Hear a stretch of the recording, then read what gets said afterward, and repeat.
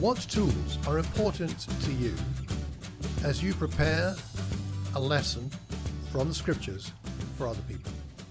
Before you preach and teach, what tools are you using to put together a lesson that is both effective and accurate?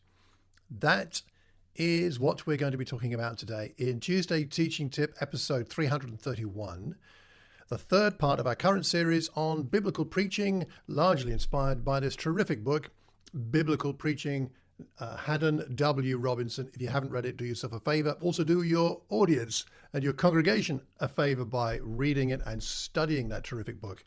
And we're not going to go through the third chapter today in its detail, but we are going to take inspiration from that chapter and talk about the tools of the trade. Now, before getting into the details, I should offer this point of clarification, I think, that when we talk about tools for preaching and teaching, we're not talking about engineering a sermon, nor producing some kind of formula. As some of you will know, my wife is a doctor, and once, when I first got to know her, I asked her, what is the essence of being a doctor? And she said, practicing medicine is part science and part art. And what she was conveying was that although science needs to be robust, if the science is your primary or kind of your exclusive focus as you're trying to be a doctor, it can obscure the person you're meant to be treating. It gets in the way. Who wants to be treated by a doctor who doesn't listen to you, fails to acknowledge your presence, doesn't treat you as an individual? And similarly, no so-called technique for lesson preparation will work for all people in all contexts, nor will one method work for one person all the time. So as we explore tools, the tools that we use and the ways in which we use them, let's do so with half an eye at least on how they may be utilized flexibly, not rigidly. Alternatively, by the way, those who approach preaching as just a from the heart, have an approach just like that, and who pay lip service to proper exegesis are the equivalent of a doctor who treats their patients according to folklore, feelings, and fantasy. And that's not a doctor I want looking after my health. So effective preaching and teaching is a blend. It's a blend of art and science. In this episode, we'll focus on the latter, the science more, the tools more than the former, but both are necessary, and we will consider and explore both in this current series. Now, today, the tools of the trade. I'm going to offer you a few thoughts and then let me know what you think. Firstly, if you're going to preach, this may seem obvious, but you've got to choose the passage to be preached. You've got to pick one. Maybe you're assigned it, but you've got to at least decide on it. It might be a verse, it might be a paragraph, it might be a whole section, it might be a chapter, it might be an entire book, but you've got to choose. And how do you choose? And what thoughts do you bring to bear on that issue of picking a topic and or a section or a text?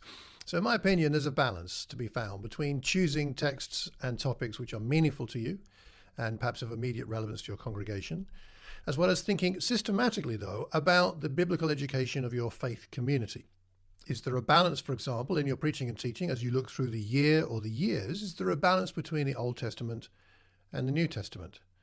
How are you doing at covering a mix of, say, different genres? Have you taught parables and prophecy and poetry and narrative? We tend to have our favorites, but if we're going to be an effective preacher and teacher, we need to look at all parts of the Bible and all kinds of texts.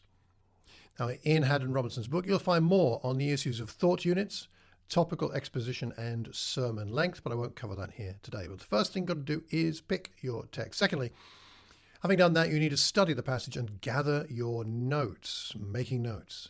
It should go without saying that we need our own ideas about a text.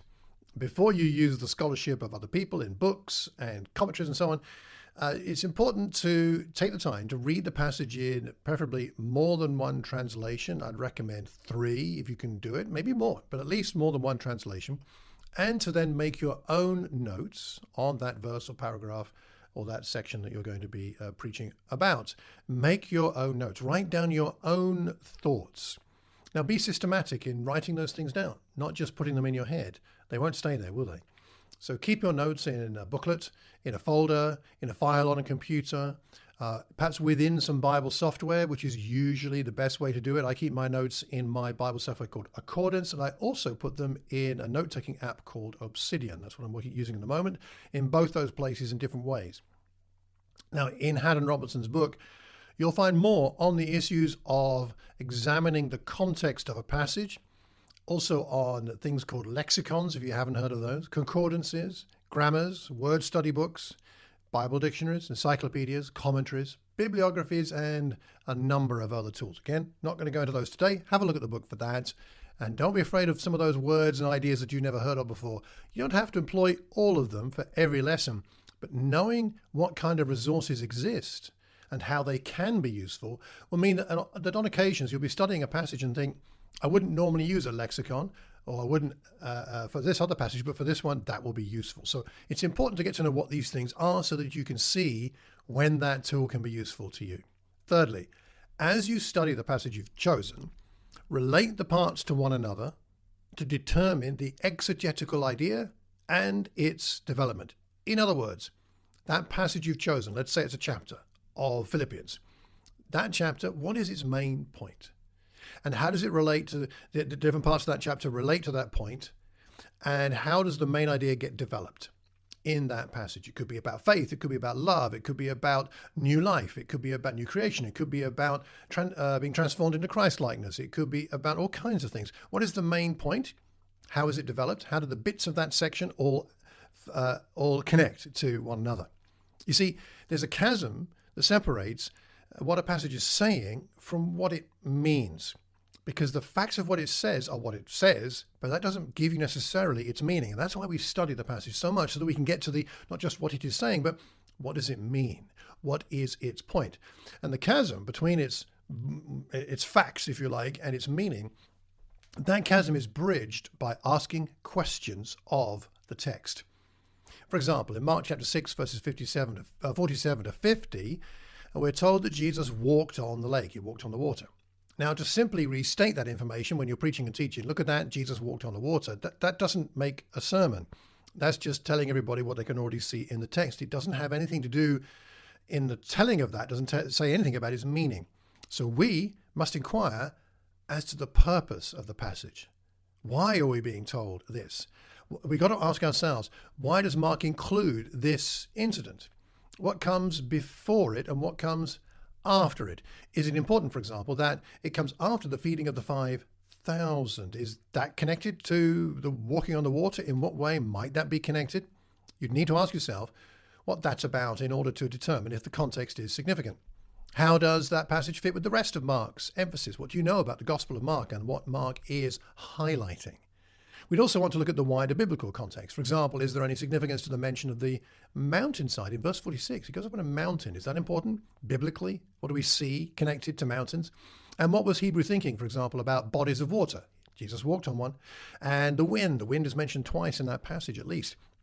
What's the significance of that in Hebrew thought? What might the Jewish readers of this and the hearers of this or the disciples themselves be thinking when they saw Jesus on the water and when that wind was blowing in the way that it did? How might they be thinking about that? Will help us to understand the meaning of the passage. And again, what is the purpose of this incident? Now, once we can state that in our own words, we can move on. So we write down ourselves, the meaning of this passage is, the reason this passage is here is because. And we write down our own thoughts on that. And then that helps us to move on to the rest of the preparation. Now, in the book again, of Haddon Robertson's book, you'll find more on the issues of the subject and the complement, but I won't go into that now. You can have a look in the book. So to wrap up, Robinson says this. He says, one device you may find helpful is to paraphrase the passage in your own words.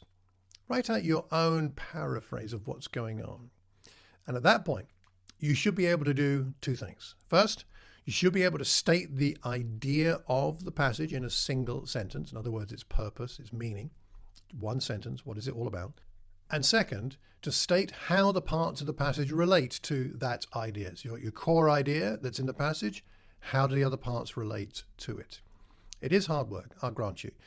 And it does take time. But if you get this done well, then the rest of the lesson will come together much, much more easily. So what do you think about these tools, and what are your favorite tools for digging into that text and then building that bridge? It's a bit of digging and a bit of bridge building.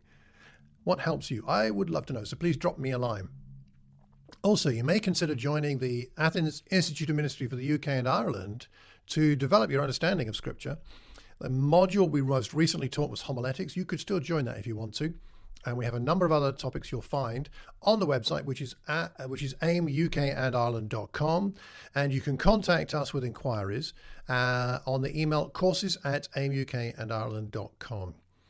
If you've got any thoughts on today's topic from this episode, then please drop your comments below and leave them where we can all see them, because we can learn from each other that way, and that's the best way to learn. If you have any questions about the Bible, then drop me an email, malcolm@malcolmcox.org. And if you'd like a copy of my free book on spiritual disciplines, then please sign up for my newsletter at my website, which is malcolmcox.org. If you know anybody else that might benefit from this, please pass the link on, leave a review, and subscribe. Hit that notification button. Remember, at all times, no matter what else is going on, to keep calm and carry on teaching. Till the next time, take care. God bless.